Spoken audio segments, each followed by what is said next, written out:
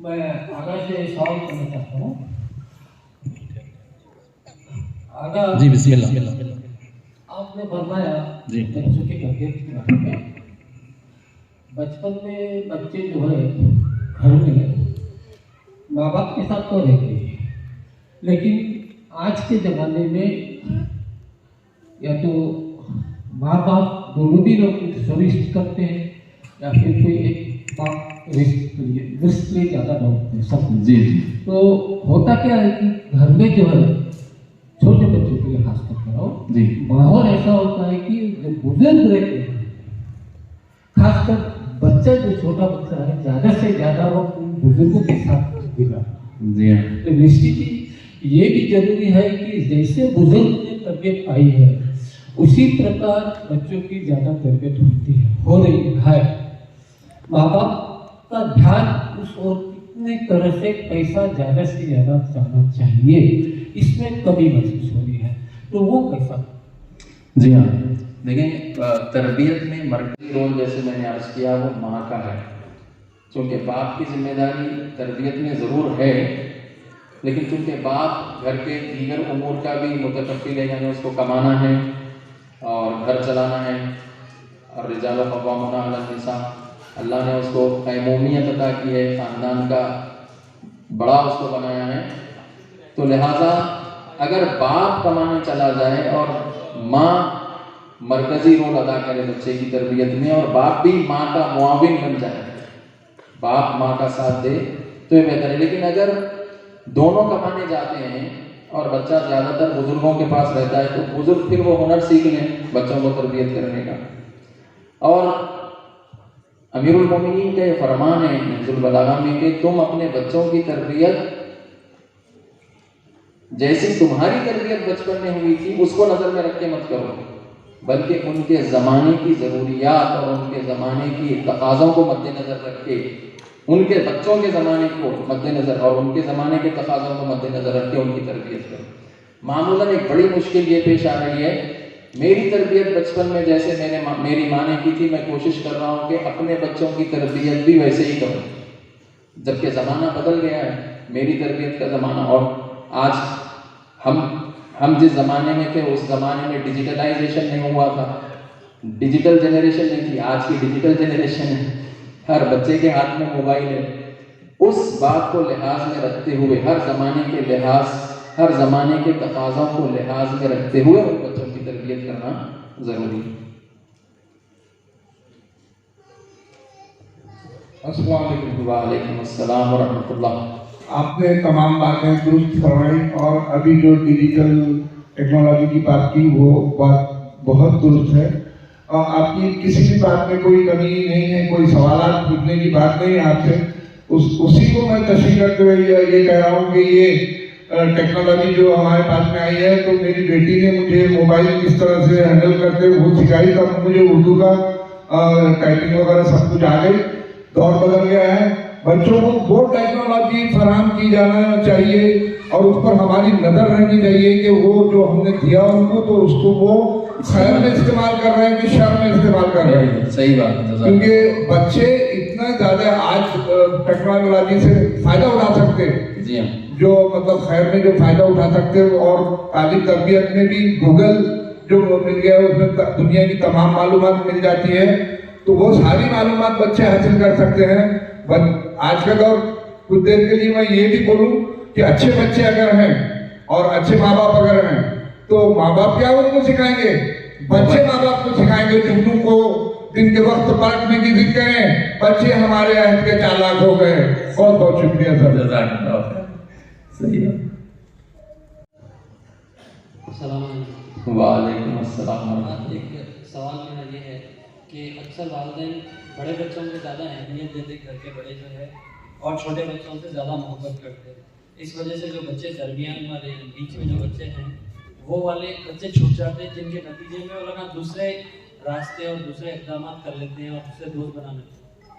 ایسے کافی سارے بچوں سے ملاقات ہوئی جو اکثر ڈپریشن کے شکار ہو چکے ہیں ماں باپ کی توجہ نہ ہونے کی وجہ سے. تو ایسے بچوں کے لیے کیا راہ ہے؟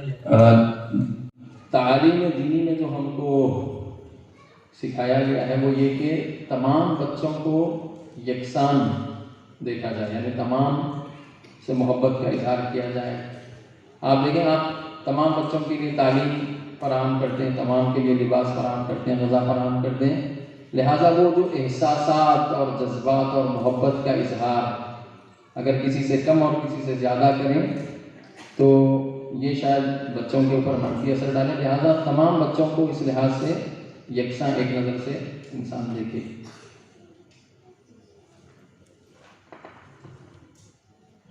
السلام. وعلیکم السلام ورحمۃ اللہ.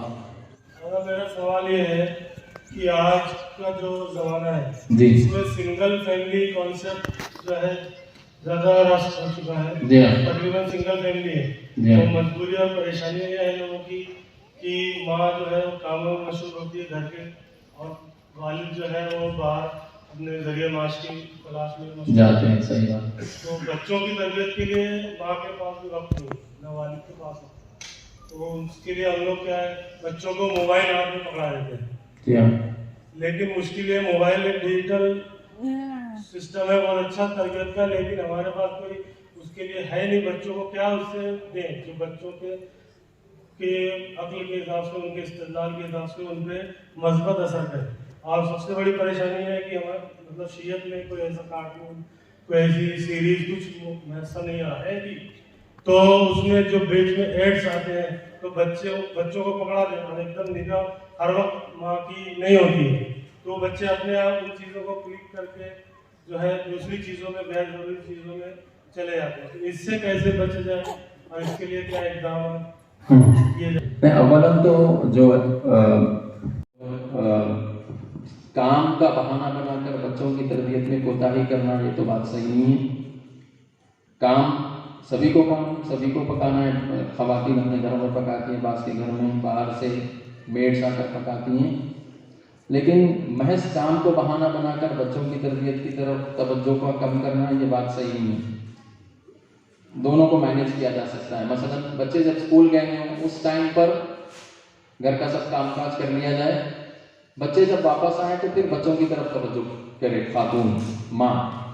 دوسری بات جو آپ نے فرمائی، یہ بات صحیح ہے کہ ہمارے پاس ویسا مواد بچوں کو دینے کے لیے نہیں ہے جو بچوں کے متناسب ہو، بچوں کے مطابق ہو. لیکن اس کے باوجود بھی بعض ثقافتی مراکز جو ڈیجیٹل چینلز ہیں یوٹیوب پر، انہوں نے بالکل نہ ہونے کے برابر کام نہیں ہے، بہت کم ہی صحیح اور بہت یعنی لو اسٹینڈرڈ کا ہی صحیح، لیکن ہے موجود. اگر آپ توجہ کریں یا آپ مجھ سے پرسنل ملیں تو میں آپ کو 1-2-3 یوٹیوب چینلز کے حوالے بتا سکتا ہوں جس پر کافی مواد بچوں کے لیے موجود ہے، یعنی صحت مند مواد کہ بچوں کا ٹائم بھی پاس ہو جائے اور پھر اسی سے ان کی تربیت بھی ہو جائے. وعلیکم السلام ورحمۃ اللہ. حالانکہ جو بچے ویسٹرن کلچر کا شکار ہیں انہیں ہم ویسٹرن کلچر سے کیسے باہر نکالیں؟ ویسٹرن کلچر کا شکار جو بچے ہیں ان کو دھیرے دھیرے اسلامی، ایک تو پہلے معرفت کا مسئلہ ہے. اگر معرفت ان کے اندر بیداری آ جائے، معرفت آ جائے تو معرفت ایک ایسی چیز ہے جو ان کو اسلامی کلچر اپنانے اور مغربی کلچر چھوڑنے کے اوپر لا سکتی ہے. بیداری لائی جائے، بیداری کا کام کیا جائے، معرفت بڑھائی جائے. جی ہاں، بالکل ضروری ہے. وعلیکم السلام. بچے دنیا کی تعلیمات کے لیے باہر جاتے ہیں جی تو محرم نامحرم کا بہت مسئلہ ان کے لیے آتا ہے. جی وہ ایسا فرماتے ہیں کہ بھئی ہمیں کسی ہمارے اسٹوڈنٹ سے، ہمارے فرینڈ سے بات کرنا ہوتا ہے. تو میں چاہتا ہوں کہ ان بچوں کے لیے آپ کوئی ایسا راستہ یا انہیں کوئی ایسی تعلیم دیں جس سے وہ محرم نامحرم کو تھوڑا اچھے سے سمجھ سکیں. جی، وہ باہر جانے کی ضرورت نہیں ہے اس کے لیے. یہاں کالج میں، یہاں کے اسکولز اور کالجز میں بھی وہ مسئلہ پیش آتا ہے کہ جب ہمارے بچے اسکولز میں جاتے ہیں، بعض اسکولز میں کو ایجوکیشن ہوتا ہے. اگر اسکول کی سطح پر کو ایجوکیشن نہ بھی ہو تو کالجز میں اور یونیورسٹیز میں ان کو یہ مسئلہ پیش آتا ہی ہے. لیکن اگر ہم اپنے بچوں کو محرم اور نامحرم کے مسائل शुरू से बता दें कि नामहरम से इर्तिबात किस हद तक शरीयत में उसका जवाज़ मौजूद है, और फिर रेड लाइन्स बता दें उनको कि ये रेड लाइन है, ये रेड लाइन के उस तरफ आपको जाना नहीं है।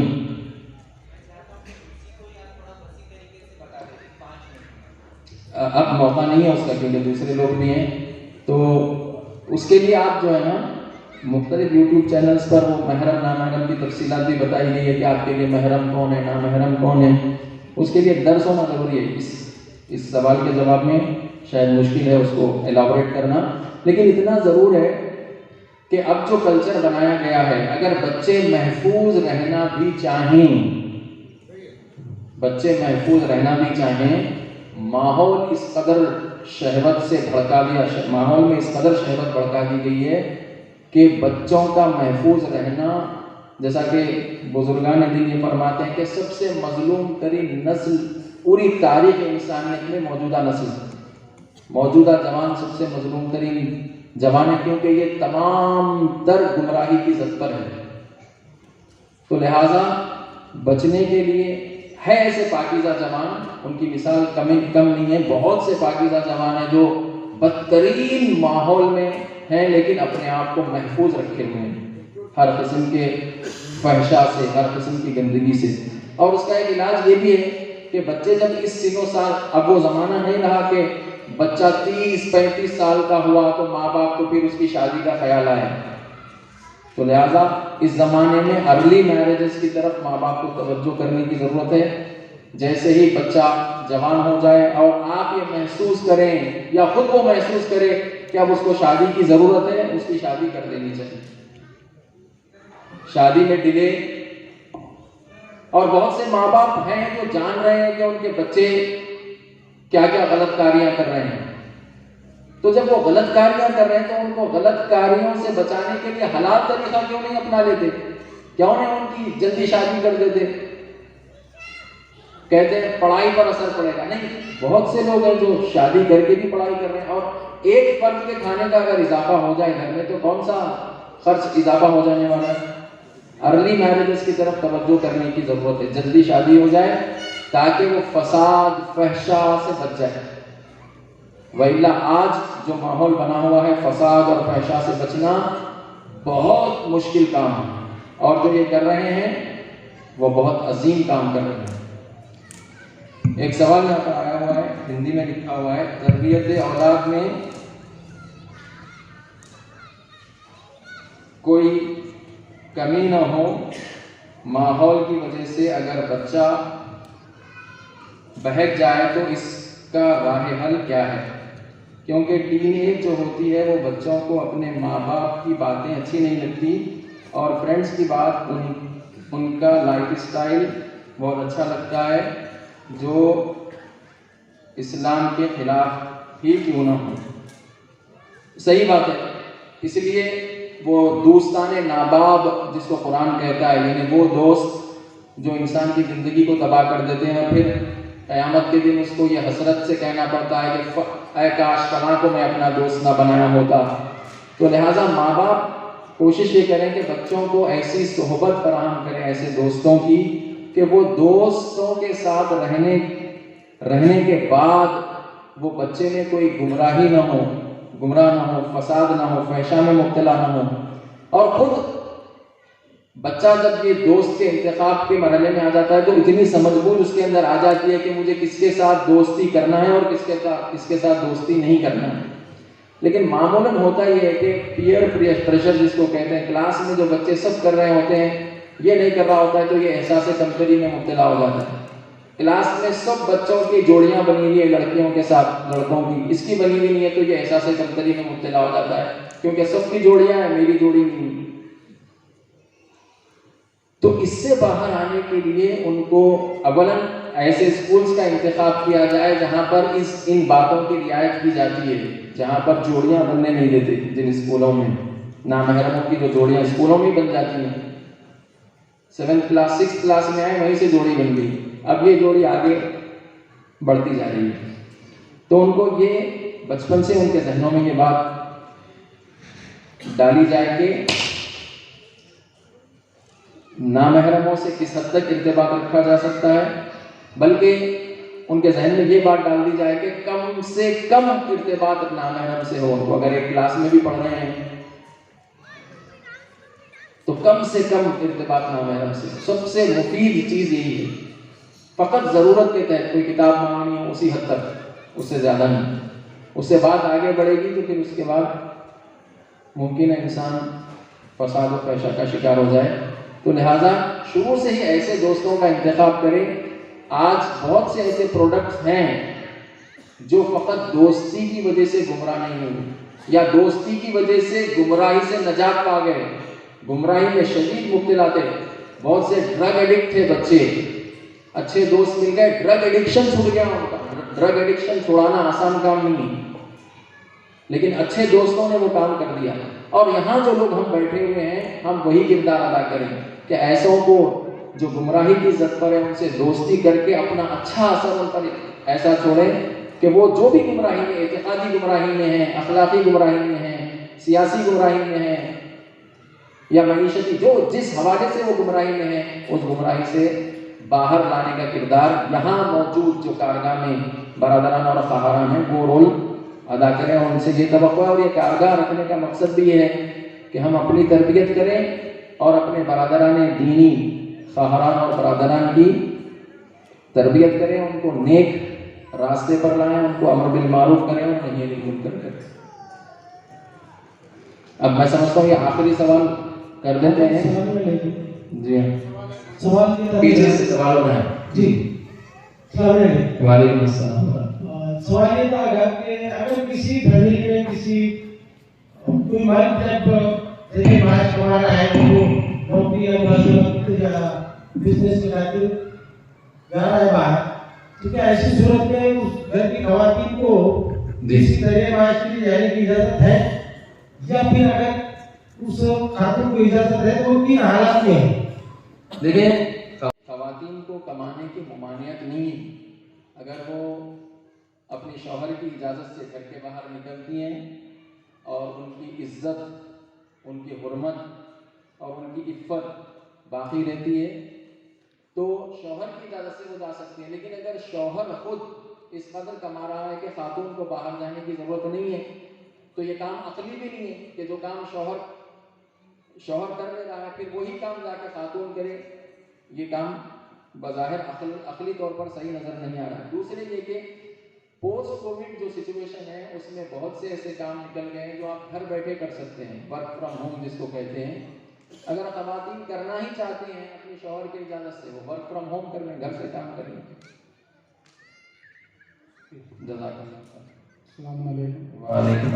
सवाल जो बहुत दिनों से जहन में है वो ये कि आज का माशरा जो है वो पूरा अंग्रेजी लैंग्वेज है जी, और उर्दू और अरबी ये आज की जनरेशन में समझ से परे है। बहुत सारे बच्चों जितने सवाल हैं पूरे हिंदी में हैं या इंग्लिश में हैं। हाँ, तो वो जहन में कुछ वर्ड्स की मीनिंग ही नहीं आते बच्चों को। जी हाँ, बहुत सारी मजलिस से तो आधी ऊपर से चली जाती है। बिल्कुल बिल्कुल। तो ये जो तरबियत, जब हम जैसे हम बोलते हैं कि मजलिसें हमारी दर्शगाह हैं, जी हाँ, तो मजलिसों से कुछ भी हासिल नहीं कर पा रहे हैं या कुछ थोड़ा बहुत हासिल कर पा रहे हैं, थोड़ा बहुत छोड़ दे रहे हैं, बहुत सारा छूट जा रहा है। सही सही। हम बच्चों को अंग्रेजी स्कूल में पढ़ाते हैं या अंग्रेजी माहौल है और बाकी बातें करने वाले भी ना उर्दू में बात करते ना हिंदी इसमें बात करते हैं, अरेबिक में। तो वो अंग्रेजी माहौल की वजह से इतना खतरनाक वो हो गया है कि उनके समझ में नहीं आता कुछ अरबी के जो लफ्ज है उनके मायने वो जान ही नहीं पाते। सही बात। वो जब वो मायने ही उन लफ्जों के नहीं जान पाएंगे तो उसके मफहूम को क्या जानेंगे।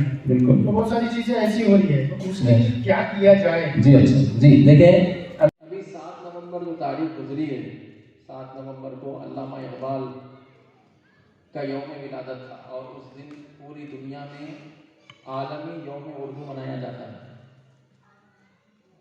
इंटरनेशनल उर्दू डे मनाया जाता है अल्लामा इक़बाल की विलादत के दिन। एक बड़ी मुश्किल हम इस तरफ ख़ास तौर पर जो हिंदी रियासतों में जो लोग रहते हैं, हिंदी रियासतें हों या गैर हिंदी रियासतें हों, जैसा कि आपने कहा कि नई नस्ल उर्दू से नाबलद है, उर्दू नहीं जानती है, पढ़ना लिखना नहीं जानती है, और अगर कोई नामानोस उर्दू लफ्ज उनके सामने बयान कर दिया जाए तो वो समझने से भी कासिर है, नहीं समझते।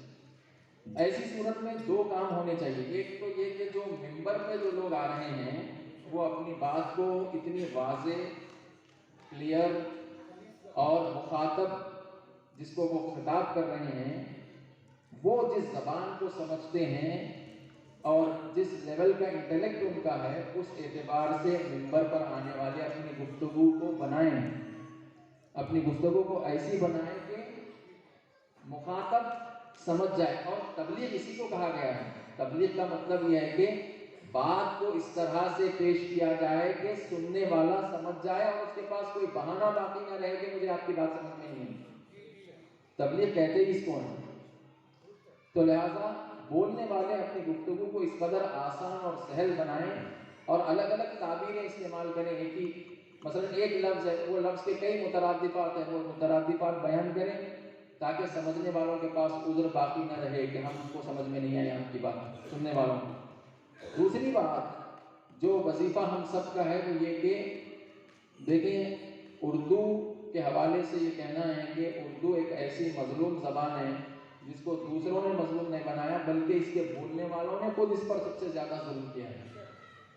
तो ज़रूरत इस बात की है कि मकातिब में जो बच्चे जाते हैं कुरान पढ़ने, कुरान सीखने के लिए, स्कूल्स में तो अब उर्दू सिखाई नहीं जाती, बहुत कम स्कूल्स हैं जहाँ पर उर्दू सिखाई जाती है। तो मकातिब में जो बच्चे आते हैं उसको गनीमत जानकर मकातिब की ये जिम्मेदारी है कि बच्चों को उर्दू सिखाए। और एक बार वो पढ़ना लिखने के हवाले से थोड़ी कोताही करते हैं बच्चे उर्दू, अगर पढ़ना भी जान जाएं और अगर उनको पढ़ने की आदत हो जाए तो अगर कोई सकील लफ्ज़ भी उनके सामने बयान किया जाए, नामानुस लफ्ज़ भी, तो धीरे धीरे वो उर्दू को समझने लगेंगे। बाज़ मसलन हमारे हैदराबाद में उर्दू को बाकी रखने का जो काम जिन्होंने बेड़ा उठाया है वो न्यूज़पेपर वाले हैं, अखबारात वाले। उन्होंने ये शुरू किया कि ये अखबार बिकेगा कब, जब उर्दू पढ़ने वाले हों। जब उर्दू पढ़ने वाले होंगे ही नहीं तो ये अखबार बिकेगा नहीं। तो लिहाजा उन्होंने मुहिम चलाई कि किसी तरह उर्दू सिखा दें। तो नतीजे में हैदराबाद में मतलूब हालत नहीं है, उसके बावजूद भी जो है उर्दू बिल्कुल मिटी नहीं है। मैं जब लखनऊ जाता हूँ तो वहाँ पर मस्जिदों में भी सूरह फातिहा भी हिंदी में लिखा हुआ होता है। लखनऊ जैसे शहर में जहाँ पर उर्दू को कहते हैं कि मेराज मिली, वहाँ पर हिंदी में लिखा हुआ सूरह फातिहा, मसाजिद के नाम, हुसैनियात के नाम, मजालिस के ऐलानात हिंदी में लिखे हुए हैं। तो ये तो नामतलूब है। मकातिब की जिम्मेदारी है और माँ बाप की जिम्मेदारी है। अगर मकातिब भी पूरी नहीं कर रहे हैं तो यूट्यूब पर इतने उर्दू सिखाने वाले मौजूद है कि आप मकतब से भी बेनियाज हैं। अगर यूट्यूब ही पर बच्चे को अगर संजीदगी से यूट्यूब के दुरूस अगर फॉलो करें तो बच्चा घर बैठे उर्दू सीख ले सकता है, क्योंकि हमारी मादरी ज़बान है, सीखने में वक्त नहीं लगता। खुद मैं खुद हिंदी में पढ़ा हूँ, डिग्री तक मेरी तालीम हिंदी में हुई है, लेकिन 8th में जब मैं था तो मुझे मरसिया पढ़ने का शौक़ हुआ। मरसिया पढ़ने का शौक़ हुआ तो मरसिया की सारी किताबें उस ज़माने में उर्दू में थी। ये और बात है कि अब वो रोमन में लिख दी गई हैं, उर्दू को ही अंग्रेज़ी में लिख दिया गया है। तो अब बच्चे क्या करते हैं, वो उसी पे इक्तिफा करते हैं। उस ज़माने में चूंकि अगर उस ज़माने में उर्दू में न लिखी भी होती मरसिया की किताब तो शायद मैं भी आज उर्दू नहीं जानता, वही रोमन पे इक्तिफा करता। तो वो शौक़ में उर्दू, और कहने का मतलब ये है कि उर्दू सीखने के लिए बहुत ज़्यादा जोर लगाने की ज़रूरत नहीं है। 1 महीना संजीदा कोशिश अगर इंसान कर ले तो उर्दू पढ़ना जान लेता है, और 3 महीने कोशिश कर ले तो लिखना भी सीख सकता है। मैं समझता हूँ अभी सवालात को ख़त्म करते हैं। जिन्होंने लिख कर दिए हैं सवालात, मैं लिख के नहीं अभी ख़त्म कर देंगे क्योंकि वो सिलसिला ख़त्म नहीं हो रहा। ख़वातीन में से नहीं हुए सवालात, ख़ाहरान में से अभी, क्योंकि दूसरे बुजुर्गान भी बैठे हुए हैं, उनसे भी इस्तिफादा करना है हमको, तो लिहाजा सवालात का सिलसिला। आपको जो सवाल है आप लिख के मुझे दे दीजिए, और ख़ाहरान में से भी जो सवाल करना चाहते हैं वो भी लिख के दे दें, तो इंशाअल्लाह मकतूब उनको जवाब दे दिया जाएगा। सलवात पढ़ देना।